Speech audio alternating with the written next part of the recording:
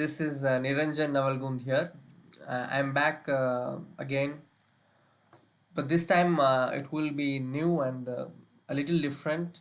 I will start by probably sharing some tips. This time I'll share 7 tips on preparing for a tournament. I used to write for 8 cross 8 2 years back, and this is let's say the discussion is an extract from that article that I have written. So you might be wondering that there is a lot of information today. We are in the age of TMI, too much information, and it's hard to understand which book to study before a tournament or what exactly to do just before a tournament. So, assuming that you have 1 week left for the event, and what to do in that 1 week. So that will be the topic of today's discussion. After the first part, I will then take some challenges for blitz games and do some puzzle rush. So today's topic will be the 7 tips on preparing for a tournament, and this was one of my articles that became very popular when I wrote it, and a lot of players, also my students, got benefited from this. So I'll start with the first tip. It is very important to register the past lessons. And suppose you have 1 week left, the first thing you should do is to analyze your past games, the games from your recent events. Now, under this, I would like to give you 4 prompts. That is, I've written MOTO. So, this MOTO, hi, Shawnee here. So this MOTO is about mistakes, openings, thinking, as I am thinking mechanisms, and others. So under mistakes, try to see what kind of mistakes you have made in the previous events. Are these mistakes related to openings? Are these mistakes having a pattern in general? Do they have resemblance with the other games that you have played, or have you made the same mistakes again? So this is the first part. This is about M. After M come to O, that is the openings part. So under openings, ask yourself whether the mistakes that you made were connected with the openings. Uh, did you have a good understanding about the piece placements or the kind of pawn structures to aim for, or the exchanges to aim for, or the exchanges to avoid in the openings? Did you have a clear picture about the goal in the opening, or was the transition from opening to middle game okay for you? So such questions you should use so that you could make necessary changes in the opening part. Then come to thinking. So when it comes to thinking, try to see if the decisions that you made were related to the mistakes that you made were related to your thinking. Like, did you take a lot of time in a particular situation or in a particular moment? If you took time on particular decisions, what kind of decisions were they? Were they static in nature, or were they dynamic, or were the decisions uh, taken without considering opponents' resources? Did you miss your opponent's ideas? So such way, in a such a way, you can actually make a list of mistakes and try to see where exactly you went wrong, or where exactly you spent too much time. So once you have a picture about this, it is easy to make necessary changes. Then comes the others part, the part where your focus, concentration matters. Like, were you able to handle the pressure well? Did you get nervous during the games? Or was there anything connected with the last round situations, or did you forget something? So all these will come under the O part. So MOTO is one you could remember. That was about the first part. So it's important to know your mistakes from the past event. After you do that, the next thing that you could do is take long walks.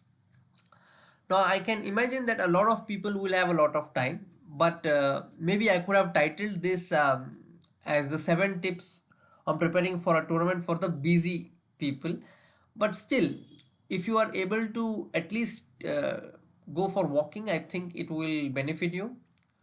If you have a lot of time, you can consider adding even meditation to it.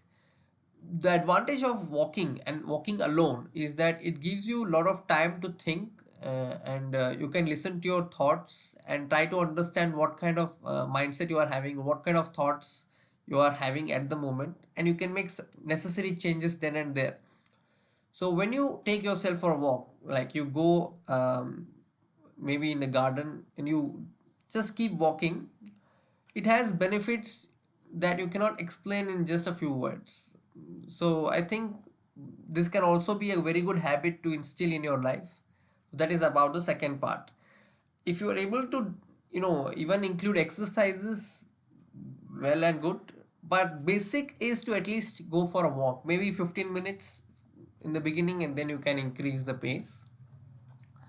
Then I'm coming to the third point, where you channelize and maybe orient your chess antenna. That is, uh, you pick up any book that you have, maybe a puzzle book, a book that contains a lot of simple positions, and then you start solving them. This is one way of doing it. The other way is to use maybe the chess.com's puzzle rush, or you can also use chesstempo.com and solve positions from there. Anything that is easily I mean, it's very easy to get, you could do that. And why it's important is that if you are able to spot easy tactics, you somehow feel fresh and also get a lot of confidence. And then maybe you can attempt positions that are a little hard, but at least do 30 minutes of this, include it in your schedule so that you remain fresh. And this also helps you in avoiding blunders during the event. This is the third one. Now I'm coming to the fourth one. This is important and it also adds to your confidence, that is to make an opening plan. Now, assume that you are white and think of what you would do as white prior to the event. Just have a basic repertoire in your mind ready. Some players could say that I will play London system for any system that works. That also is good. I have just got a question about which tactical book do you recommend? I think the book for tactics, which is easy. You could start with the Encyclopedia of Chess Combinations. That is one. I think it's by Convecta. That is one good book. Other than that, for for beginners, especially my students, I suggest a book called 1001 Winning Chess Combinations by Fred Renfield. This is a book that I like very much. And there's also another book, especially if you are a parent yourself, or if your kid is playing, then there's a book called How to Beat Your Dad at Chess. I think this book attracts a lot of kids also, and you could do that. Yes, K Agarwal MMII. Okay. Yeah, then I think I'm probably doing this episode of 7 tips at the right moment for you, that you're getting 7 tips. So, coming back to the opening, if you're white, have a clear plan as to what you're going to do. I'll give you a sample. Like if you're white and you make a move e4, have a clear plan as to what you're going to do against each of these systems. Like e4, e5, what are you going to do? e4, e6, what you're going to do? e4, d6, e4, c6, or e4, c5. Have a basic plan. Then let's assume you're black and have a response ready for each of these moves. Like what will you do against white's d4? Which opening will you choose? What would you do against white c4? What would you do against e4? And maybe what would you do against knight f3 also? So once you have this in mind, it's easy to face the opponents during the event also, because you have some basic plan ready for each of the openings that you're going to face, each of the first moves that you're going to face. So this also adds up to your confidence, and you will feel as if you have at least the basics right. And then I'm coming to the fifth point. This is important. This is about theoretical endgames. So under endgames, of course, it's a very vast subject, but I would suggest that you start with rook endgames. If it's just before the event, and the king and pawn endgames. There's one book which does this very well. It's called 100 Endgames You Must Know. But If you want top priority, then I think first start with king and pawn endings, and then start with rook versus pawns, and then rook plus pawn versus rook. Maybe that could be helpful. That is the priority order I would suggest to my students also. It's important that you at least have a basic knowledge about what to do in these endings. Then number 6, have a tournament routine set. Now, I know that a lot of you in India will have double rounds, sometimes triple rounds. But exceptions aside, it's important to have a look at the schedule so that you can plan things accordingly. Like if you know that the rounds will be in the afternoon, then you have to have your lunch accordingly. This especially works when you are going abroad to an event where you are planning everything in advance. So I think this planning the tournament routine will help you, when you are actually in the tournament. Like have lunch and breakfast at the same time that you're going to have in the tournament. So this your mind is also accustomed to the routine, and it helps you play better during the event. Then I'm coming to the last one. This is very useful, I think, to pack 2 days in advance. The reason is that if you are packing in advance, you actually give yourself a mental rest also. Uh, in comparison with packing at the last minute, if you have a choice between these two, packing at the last minute and packing in advance, I would suggest that you pack in advance, because once your bag is ready, you're actually very much in a state of mind to relax, and then that extra rest, it somehow helps you when you're playing the tournament. So this is one tip that a lot of friends have told me they found it useful, so maybe you could consider doing this. In addition to this, I am sure that a lot of you will have your own suggestions. Maybe you could leave it in a comment box in my Twitch account, and I will share it probably so that others also will know. Now, I have a question here about how can you best revise endings in 1 week. It is actually possible. You start with king and pawn endgames, the basic concepts like you start with triangulation, opposition, shouldering, and then you could start with pawn breaks. This will come under pawn endgames. Then when it comes to rook endgames, you can see rook versus pawns, how to stop the pawns that are almost about to get promoted, or or then apart from that, I think in under rook plus pawn versus rook, you will have Philidor position, Vankura's draw, and you will have Lucina's positions, and I think that's about it. I mean, if you know these basics, it will be easy to play them over the board. But it's important to have this before the event. Like if you have done it like 2 years back, there are chances that you might find it difficult to find the correct moves on the board.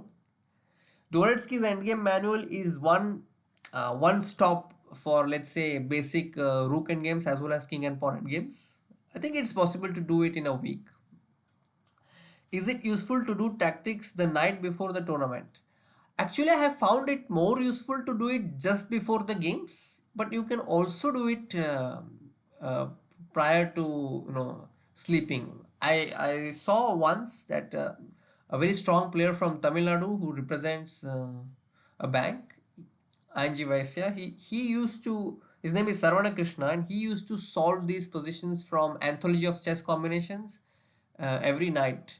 So I saw him once during the event, and that he used to do the tactics, and it's possible to do tactics night before the tournament. But I have done this just prior to the tournament, like just when I'm about to go to the tournament hall, I have solved a few positions, and I have found that useful. You somehow you are more alert in general. So I'm just doing a recap of what I just said. Number one, you just take care of your past mistakes, take long walks, do some tactics every day, make an opening plan, revise theoretical endgames, employ the tournament routine, and then pack 2 days in advance. Now, coming to my broadcast, please follow me on Twitch because it helps me in general. And I'm also on Twitter. If you go to twitter.com/I am Giri, you will find that I am there. And then I am also a part of a Pro Chess League team called Bangalore Bees. So we are hosting a tournament very soon. So it would be great if you could become a member on chess.com group/Bangalore Bees, and then you will get updates about the tournaments that we are hosting very soon. After that, coming to my blog, I also write on www.niriwrites, that is NIRIWRITS writes.wordpress.com. So that is the place where I blog. And if you consider this useful, please consider donating. My PayPal is connected with my account. So below the Twitch, you can see the donate button. And if you have any questions related to chess, and if you need some help related to it, you can consider messaging me, maybe emailing me. My email ID is Niranjan chess23 at gmail.com. I have also written a book. So if you are into books, maybe you could consider reading my book. It's on Amazon. The name of the book is The Lively Library and an Unlikely Romance. It's a story of a library where books come to life at night. So if you are someone who reads fantasy fiction, then I think this is a good book where books come to life at night. Maybe you could also consider it gifting to someone who is into books, because the book's idea is primarily to get people into books, to develop the love for books. Okay, now I will take up some challenges. I can see that somebody is challenging me on chess.com. Yeah, I'm playing against K. Agarwal. I will play against Shavani here very soon after I finish this one.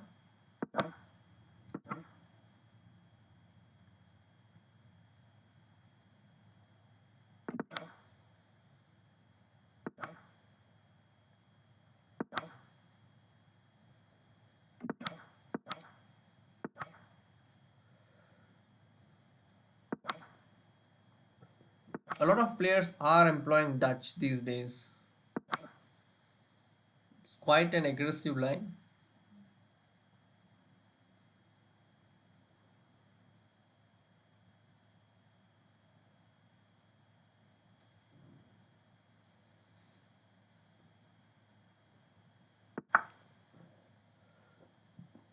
Okay, next I want to get d4.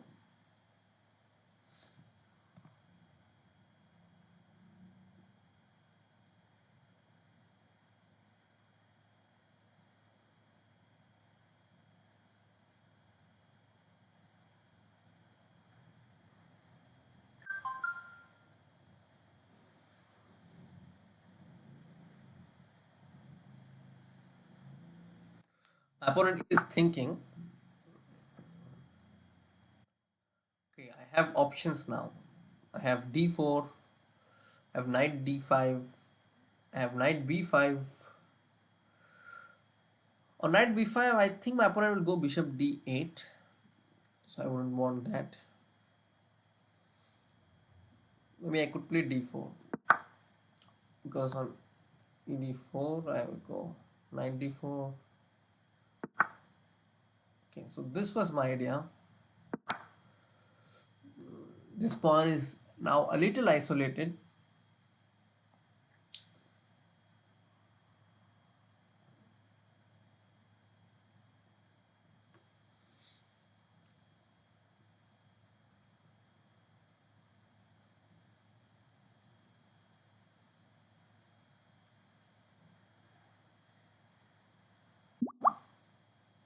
Yeah, I will play against you after this game.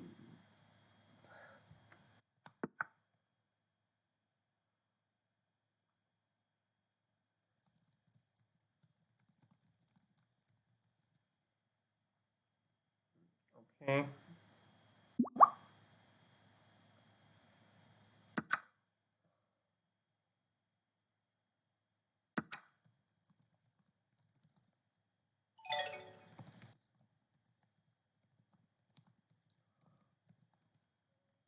Okay.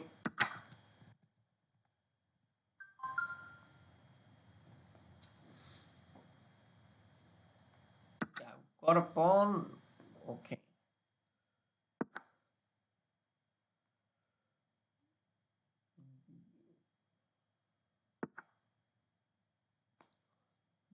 Bishop d5 check. King h8. Rook e1. I think on rook e1, I'm not sure where my opponent's queen would go. Queen f7 is not possible. Queen g6. Mm, Queen g6. I think my opponent will have to go back to d8.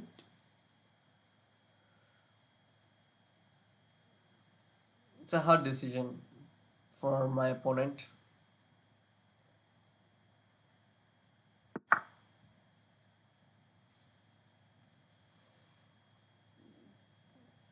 Bishop e4 is met by queen f6.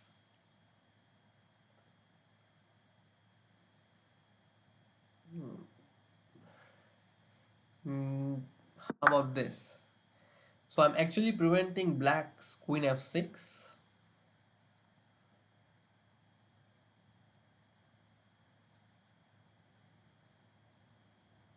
I'm not sure if it is the best move, but it's a move that poses some concrete problems. Yeah, that's the best move by my opponent.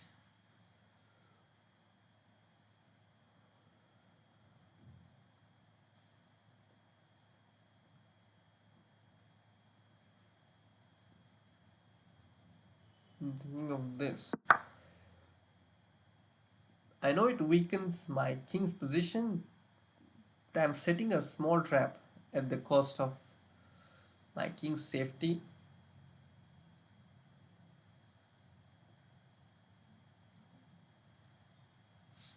Let's see. Yeah, my opponent probably understood my idea.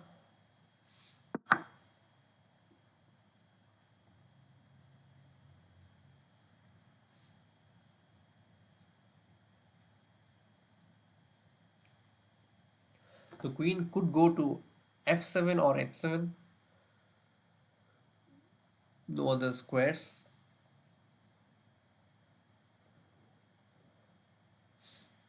I have a small trick planted if my opponent goes knight into h5. So if my opponent goes here, I would have played bishop e4. Okay.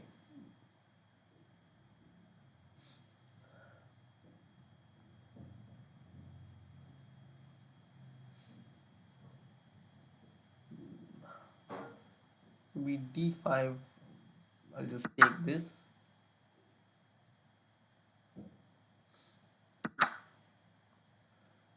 Check.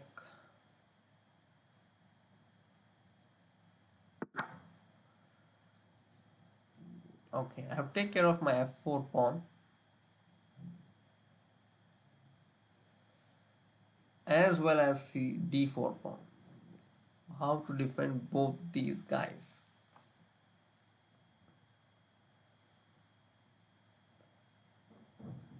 Seems like there is only one way to do both at the moment.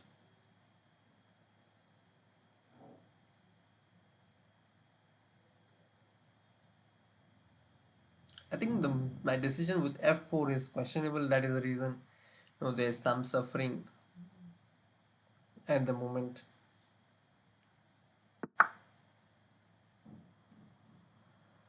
Okay, knight takes f5, queen takes f5.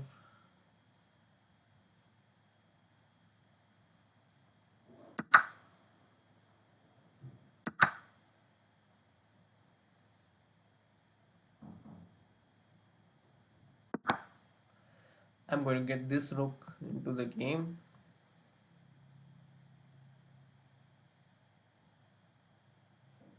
My opponent is playing reasonably well. I think quite underrated.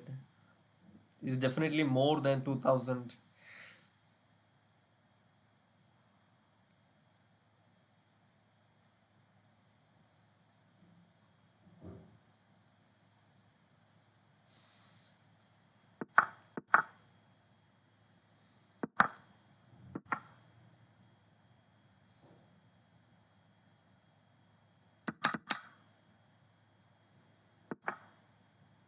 Okay, I'm going to support the pawn. I'm also going to play rook e6 if I get a chance. I have to see a situation where my pawn on d4 is not hanging.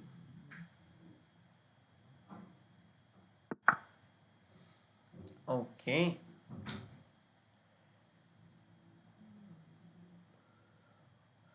on rook e8 check. Oh, not check, but rook e8 there is queen g4, king h1 there is queen d1. So there is a check which I have to defend. So move like this is necessary, a sad necessity now. Okay, the d4 pawn is hanging, so I'll have to defend it.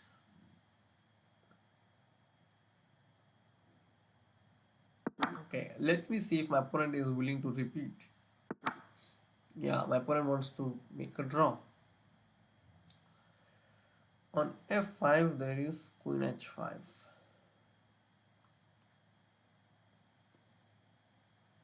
Maybe there is queen e2. I could play queen e2.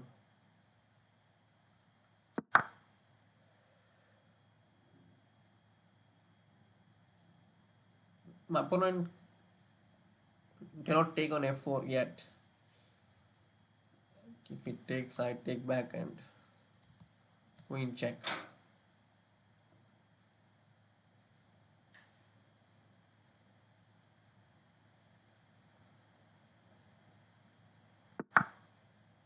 Okay, and now maybe I can defend both the pawns like this.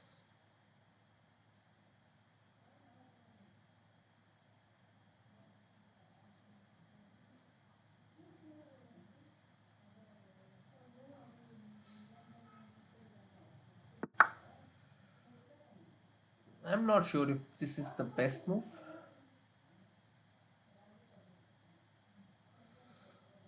g6 somehow weakens a lot of squares. Okay,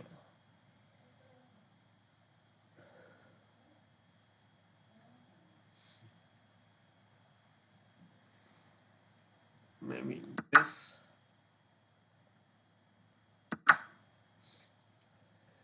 and then this one.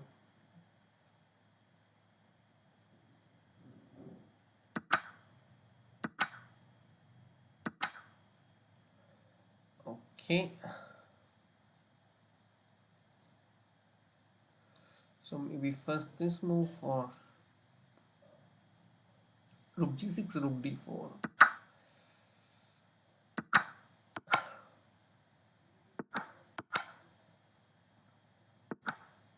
Yeah, that's clever.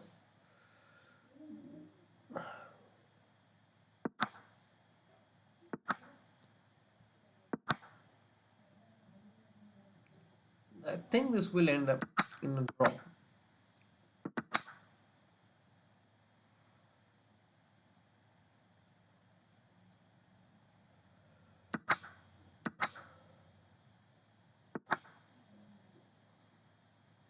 Mm, there's no way I can defend that pawn.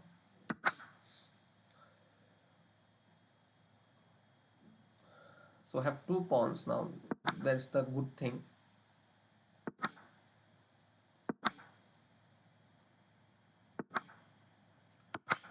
So I got two pawns. Should be something, isn't it?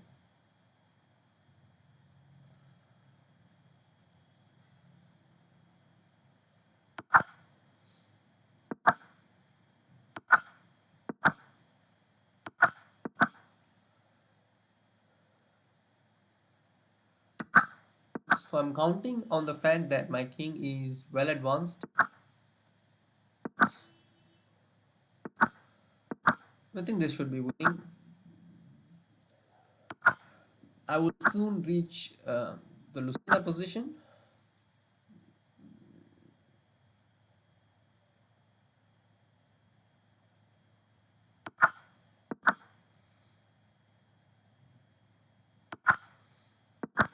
Yeah.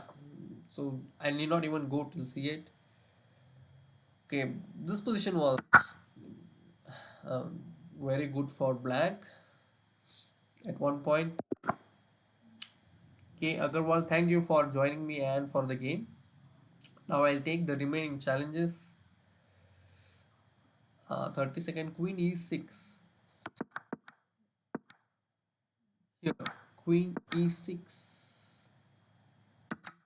Okay. Oh, that's shocking. Huh. I just assumed that queen is on e3, and that is why I played. Both of us missed it. Okay, now I'm going to take other challenges. You can challenge me now.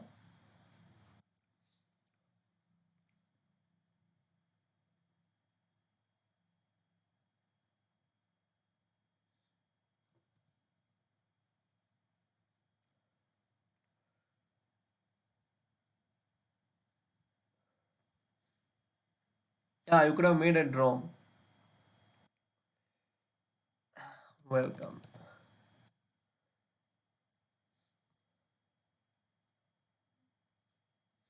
Okay, you can now challenge me for a game. Okay.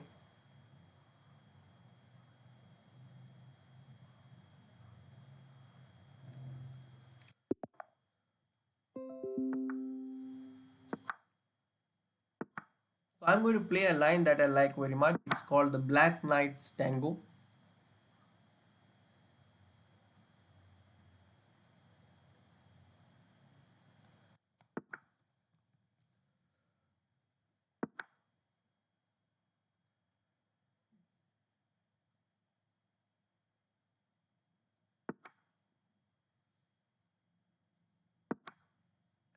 E3, I'm not sure how good it is, but it is a possible move.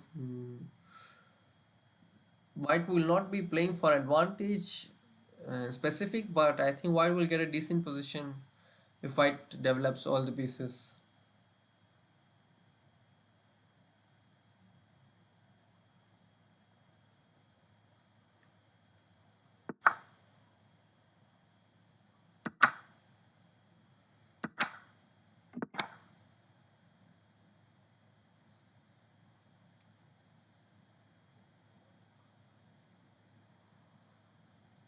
Some sort of Nimzo Indian, or it seems like that.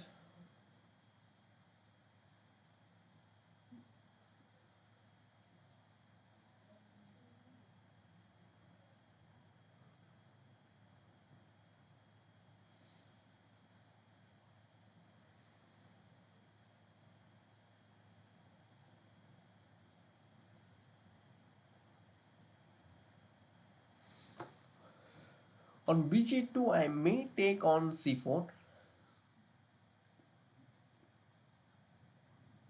or I could play bishop e6 or bishop g4. I have a lot of options.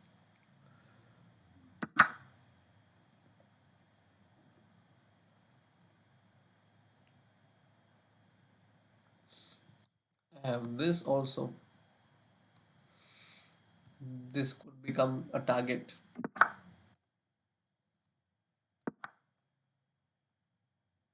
I'm not threatening anything yet, but just developing pieces. But I think the d4 pawn will actually decide a lot of things in this game.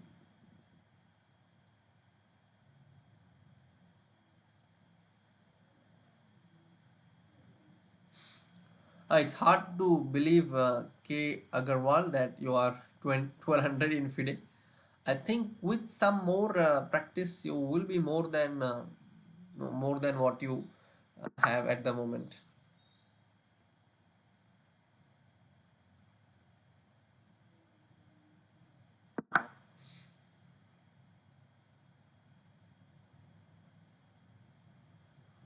I remember once that I was playing in a tournament in Pune, and my opponent's rating was 1200, but he played like he was at least 2100. So these days, the Indians are quite underrated, and you cannot rely on their rating.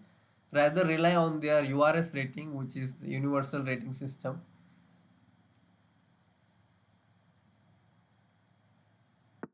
I missed rook e8. No, okay. I was actually threatening rook into e2.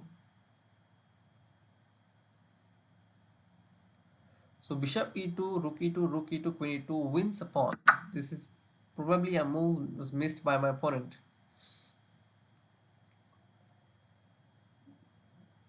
So this is because of the pin.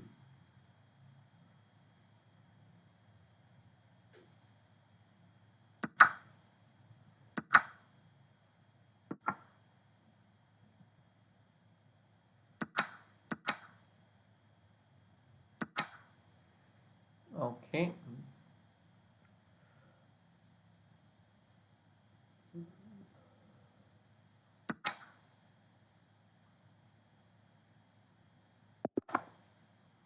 Okay, because of the pawn, maybe your my opponent resigned. Shavni here.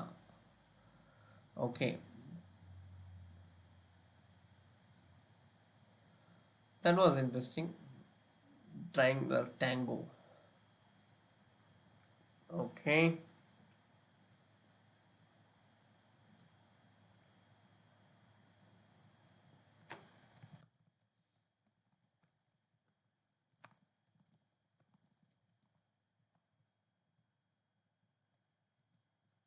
okay. I'll probably play Puzzle Rush now to see how I'm doing today. This is my way of orienting my chess antenna.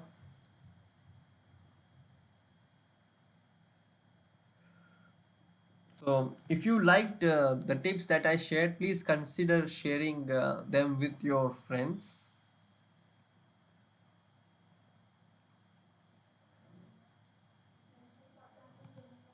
Okay, I am now back with the puzzle rush setting.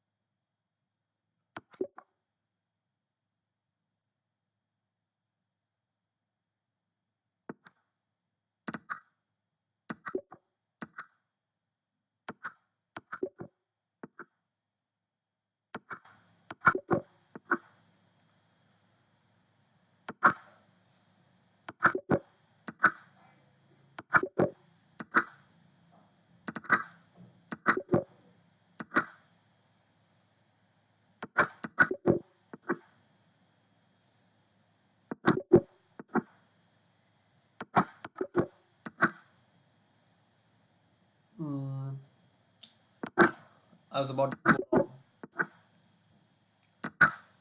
This is called the rule of the square. The king was out of reach, and so I was able to make that move easily.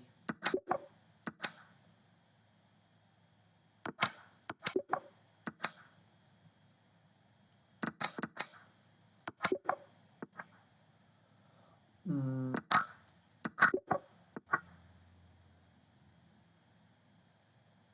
bishop c4, bishop d5. There are so many moves. That is when you go wrong because there are so many options. It's easy to go wrong.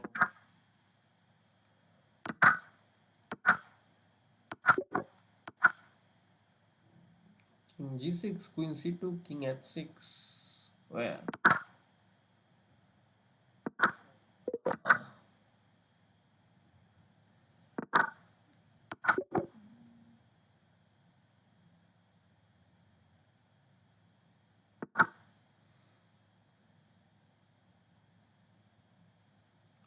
It's hard to see. I'm not sure. Uh, it's rook d7, queen f8, queen e7. Just so many moves. Finally, it's a queen sacrifice. b7, rook c, e8, queen. Hmm, is there an immediate win? I'm not so sure. Okay, I'll try again. I'll try to beat my previous score.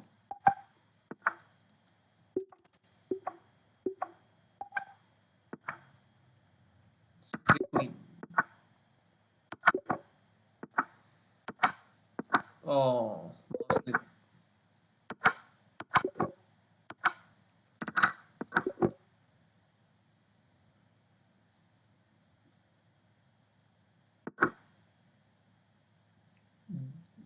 I don't know what is a puzzle battle.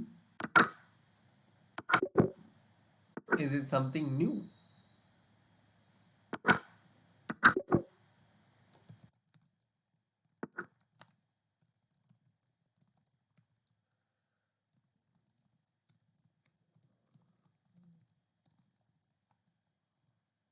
I don't know about Puzzle Rush. Maybe I'll start again.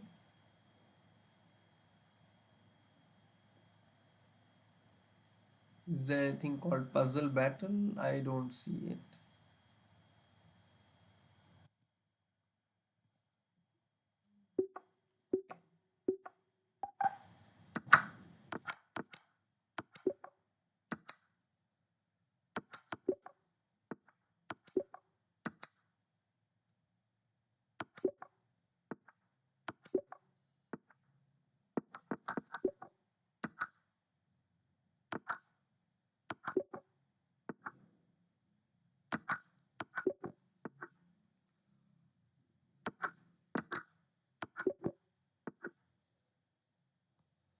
Hmm.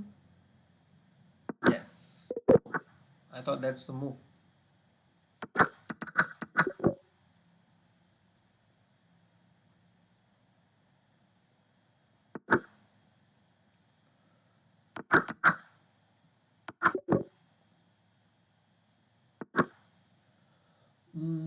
Yes, this is easy.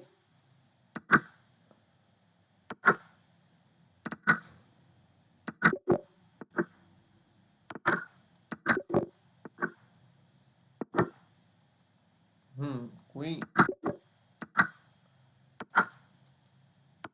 So double check and mate.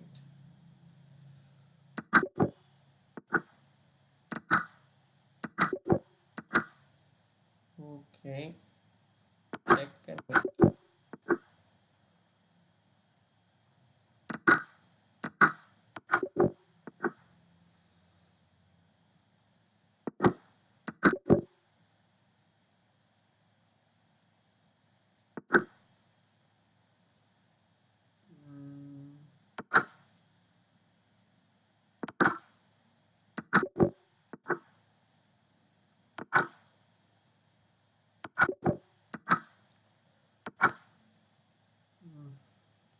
Queen at 6 is met by queen at 7. So I'll go with this route. Okay, I was about to make a mistake.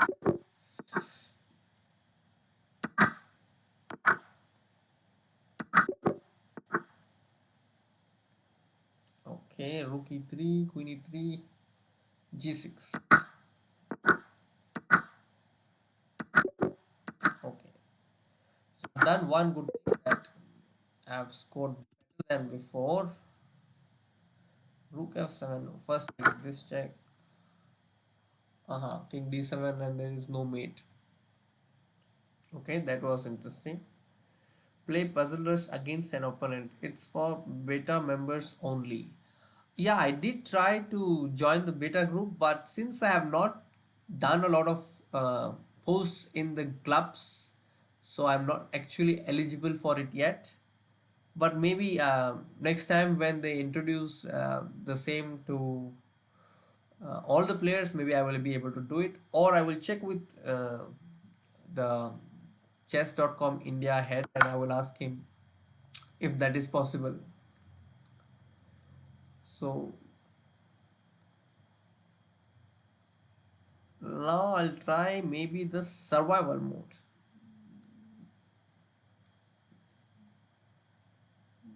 Let me see.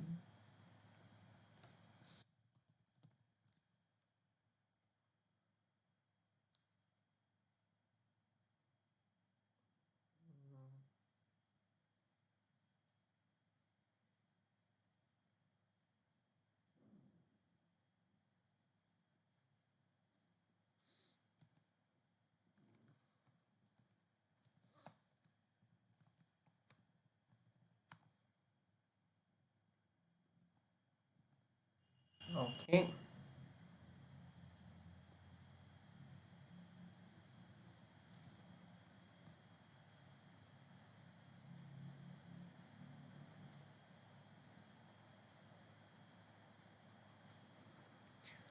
Seems like there is something wrong with the setting.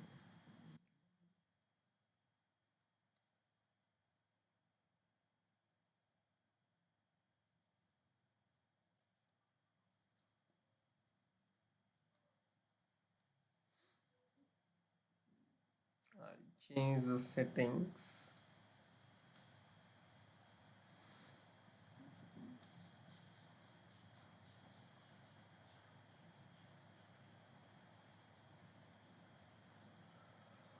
Mm,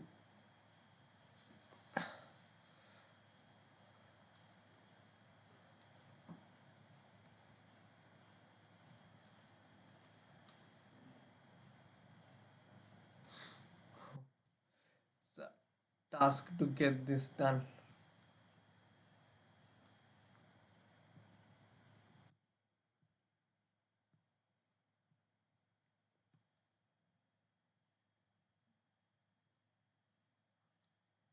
Okay, it's better now. Okay, this is a 5 minute one.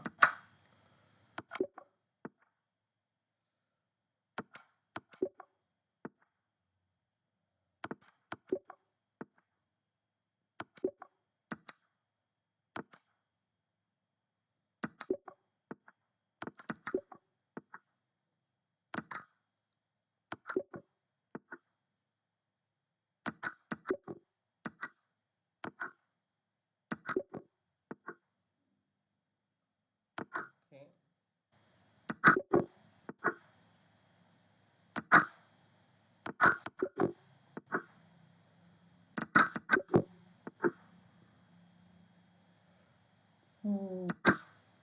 Oh,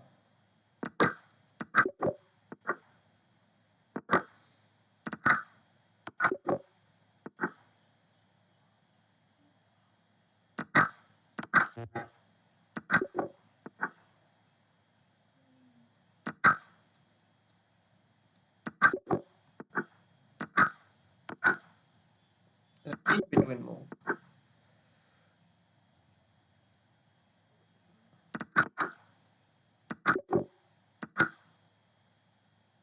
C5. This is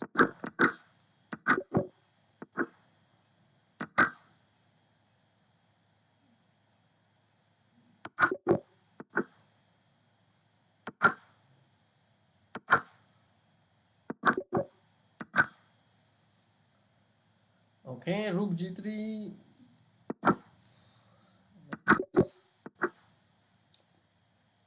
Bishop C3. Knight takes E1. Okay. F6.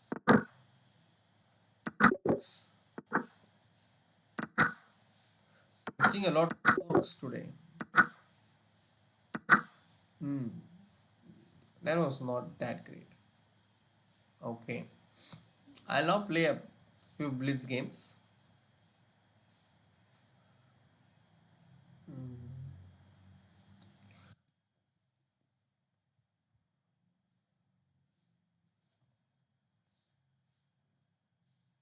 Okay. I'm ready to take some challenges if there are any.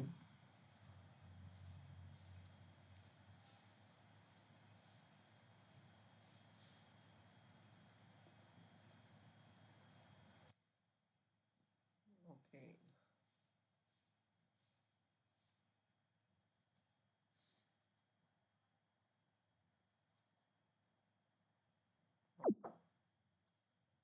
Maybe playing a bullet game. I don't know if it is okay with my speed.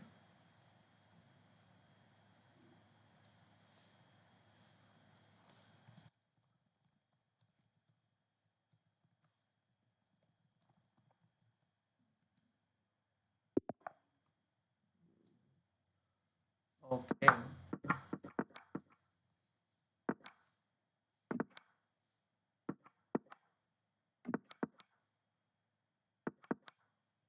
It's like Queen's Gambit and Grunfeld, both are mixed.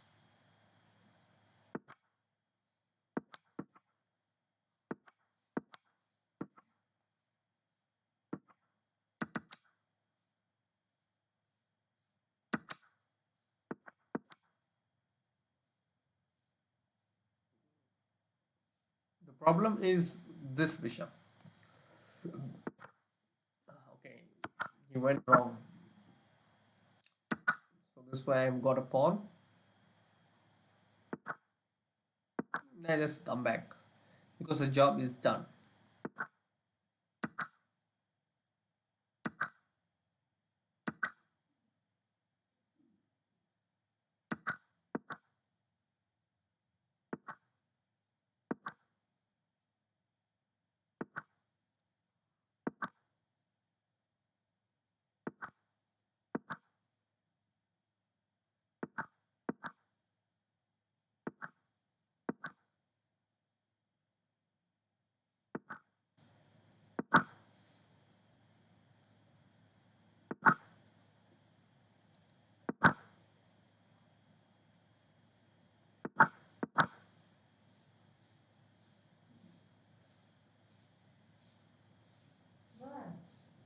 My opponent is leading in time.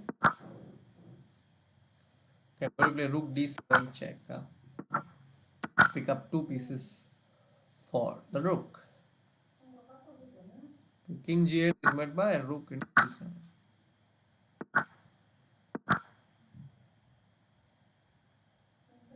So now this pawn is hanging.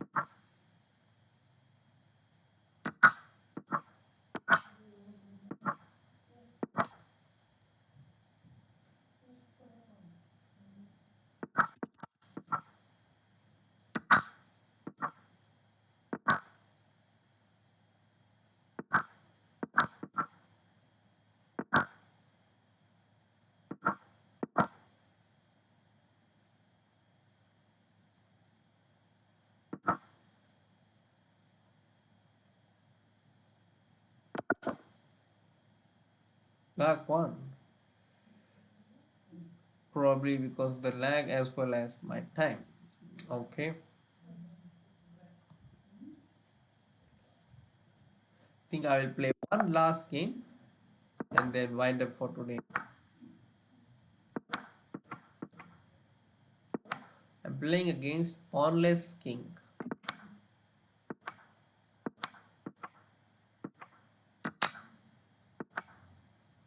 This is a reverse Grunfeld. Should not be so good for black because white is a pawn, is a move ahead.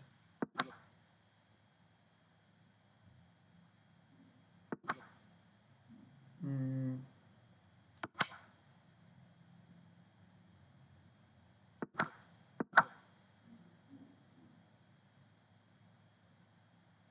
Queen d4 was better because of this reason.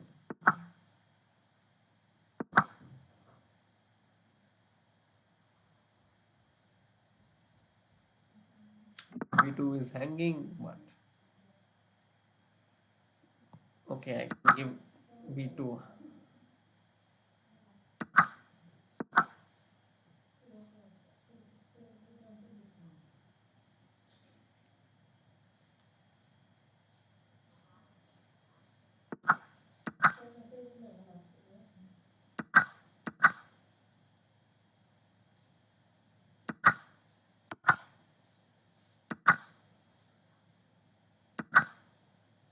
Okay, so I end up being one pawn up. But white has sufficient, I mean, black has sufficient play. Rook c2 is coming.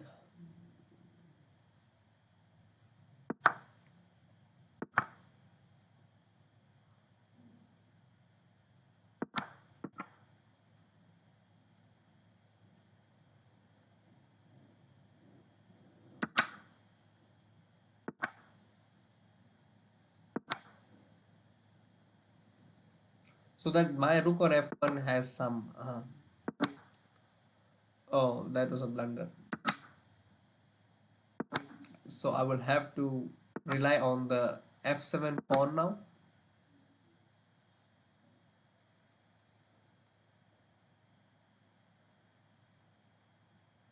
or the f6 one.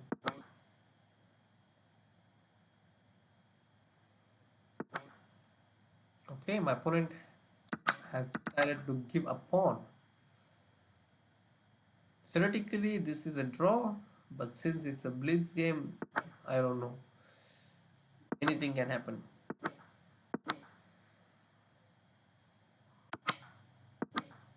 Ah, like I said.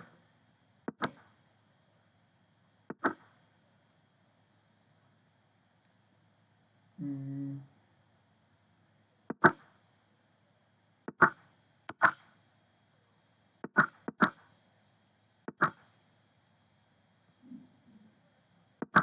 it's going to be a draw.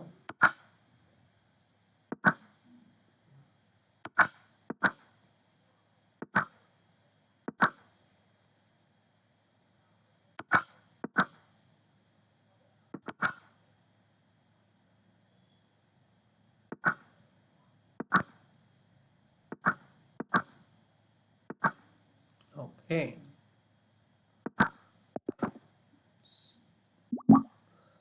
Okay.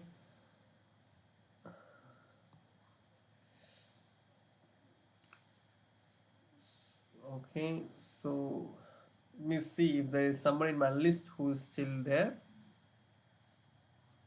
So you can challenge me if you are online.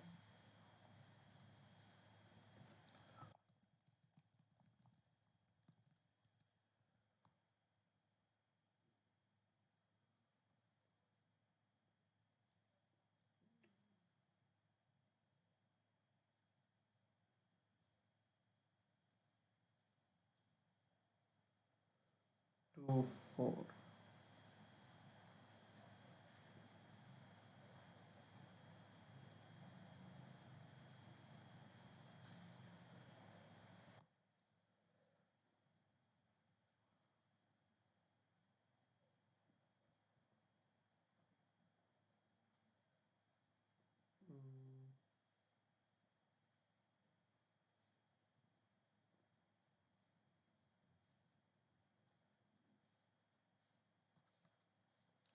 Waiting for an opponent.